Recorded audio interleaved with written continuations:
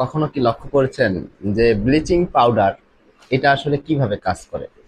Bleaching পাউডারের রাসায়নিক নাম হচ্ছে ক্যালসিয়াম ক্লোরোহাইপোক্লোরাইড, অর্থাৎ CaOCl। তো এটা রাসায়নিকভাবে কিভাবে কাজ করে? আমরা ব্লিচিং পাউডার বিভিন্ন কাজে ব্যবহার করি, যেমন শার্টের দাগ উঠাতে।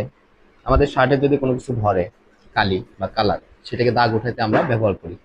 এবং অনেক ক্ষেত্রে দেখা যায় যে বাথরুমে ইউজ করা হয় ব্লিচিং পাউডার। এটা ব্যবহার করার কারণ হচ্ছে জীবাণুনাশক হিসেবে। অর্থাৎ আমরা এখান থেকে বুঝতে পারতেছি যে ব্লিচিং পাউডার একটা বিরঞ্জক পদার্থ। বিরঞ্জক বলতে যে রঙিন বস্তুকে সাদা করে। এবং আরেকটা কাজ করতেছে, সেটা হচ্ছে জীবাণুনাশক হিসেবে।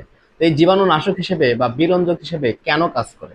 এটার কাজ হচ্ছে এই ব্লিচিং পাউডারের ভিতরে থেকে যেটা উৎপন্ন হয় সেটা হচ্ছে জাইমান অক্সিজেন।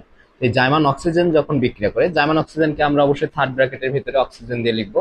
তো এটা রিয়াকশনের মাধ্যমে জাইমান অক্সিজেন তৈরি করে। এই জাইমান অক্সিজেনটা অন্য যে রঙিন বস্তু আছে সেটার সঙ্গে বিক্রিয়া করে সেটাকে সাদা করে ফেলে, এবং যে জীবাণু আছে জীবাণুর সঙ্গে বিক্রিয়া করে সেটাকে মেরে ফেলে।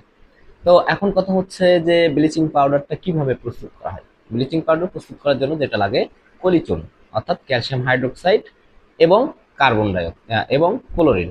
তাহলে ক্যালসিয়াম হাইড্রোক্সাইড এবং ক্লোরিন এদেরকে যদি আমরা 40 ডিগ্রি সেলসিয়াস তাপমাত্রায় রিয়াকশনটা করি, তাহলে আমরা ব্লিচিং পাউডার পাবো।